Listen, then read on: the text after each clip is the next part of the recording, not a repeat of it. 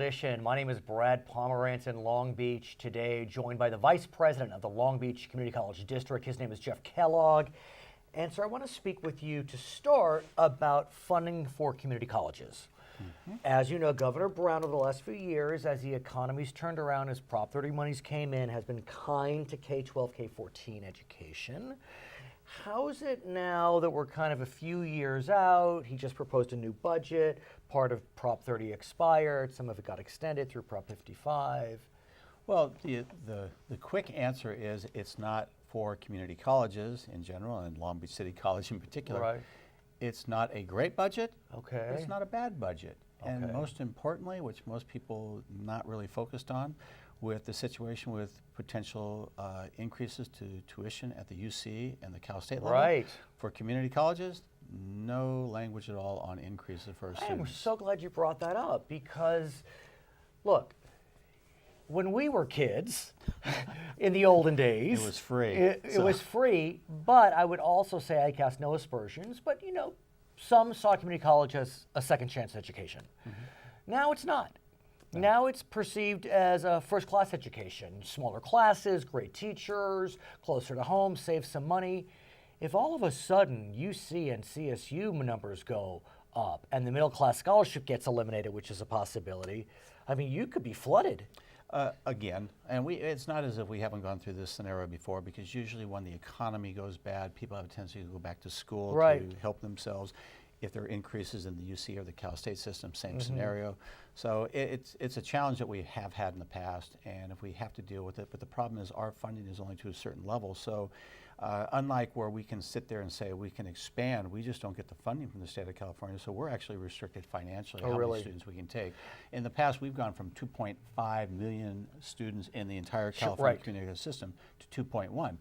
That Right, we've sounds gone real down. easy. Right. Right. Well, that's 400,000 people that are no longer part of your system. But can we go back up? I mean, do we have the ability to go back up funding-wise? Sure, you have the ability to, and that is all tied into the financial side. But Well, what about LBCC specifically? I mean, it's considered one of the premier community colleges, so I ask, no, but it's true, so I ask, you know, if all of a sudden there's more pressure financially or otherwise, LBCC is going to feel it first in terms of more students. So is your institution ready? Yeah, we are, because a lot of things in the governor's budget and where the emphasis has come in from Governor Brown and also the new state community college chancellor, by the name of Vila Oakley, who happened to be the superintendent of LBCCD. So his priorities are things along the lines of people coming back, not just for the ability to do a 4-year transfer, but also people that are looking at CTE, career technology education, trades, things of that nature. And in the budget, they have funding for that. I want to ask you about CTE, career technical education.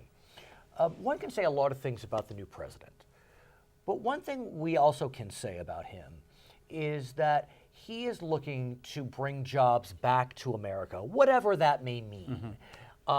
We know that, for example, Ford is not going to build a plant in central Mexico. Instead, it's going to build a plant in Michigan. We know that Carrier, whether Trump helped or not, is going to stay in Indianapolis instead of going to Mexico. These are skilled jobs, semi-skilled jobs. If all of a sudden we need semi-skilled jobs and skilled jobs to be filled, who's going to educate those people? Well, Community college. That's right. Y'all ready?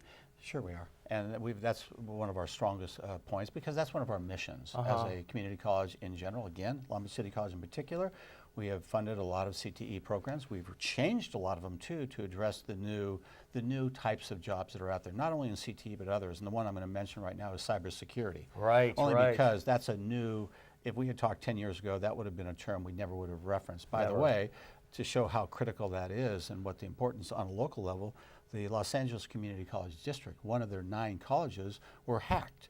And they ended up paying a ransom of about $25,000 to get their system back. So those are the type of new jobs, whether it be in the trades and others, that we constantly have to address, and we are doing it. But I'm wondering, and maybe I'm getting ahead of myself, but do community colleges need to start to undergo an analysis of, well, if jobs are coming back, whatever that may mean, what do we need to be ready to do in terms of education? What that is, and thank you for saying it that way, because that's what I do in my professional life. It's called educational master planning. Right, exactly. Where you plan Yes. on what the needs are going to be in the future, the facilities and the curriculum they're going to need. And you do that, and that's part of your accreditation process for community colleges. You undertake that every 6 years. And so, and if not sooner, because with I these just wonder, trades. I mean, look, again, one can say a lot of things about the president. He is moving. He is moving rapid. I mean, like a wildfire. Yeah. And so, he could make a decision tomorrow that could change the face or change the needs of our economy. Well, and so much of the question we talked about with what is the federal government's involvement with community colleges is essentially the funding through what they call Pell Grants, which is the money that our students use. And that's the question we don't have yet. And I'm going to be going back to Washington, D.C. to just start to get a handle on what the administration is really looking to do with community colleges. Think about, there's been discussions about this border adjustment tax, tariff, whatever you want to call it. But what we know is if we do see a revision in corporate tax structure, again, it won't be advantageous for corporations to engage in what's known as an inversion, meaning moving overseas. It will be more advantageous, arguably, to manufacture here, and you can sell wherever you want. Yeah. And so, again, community colleges. We are positioned. We have been, and we will continue to be so. And so it's exciting times in many ways. We just don't know. And you don't know. But as far as the college with the budget, so that's what your first question, which is a good one. Right. We're in good shape, and the fact that there was no pay or tuition increases was very positive at this point in time. I want to talk about federal funding because federal funding is now in question for a variety of jurisdictions, be it counties, cities, school districts, community college districts. Who really knows? What we know, again, President Trump has been very clear that he wants local entities, whatever that means, to assist in immigration matters.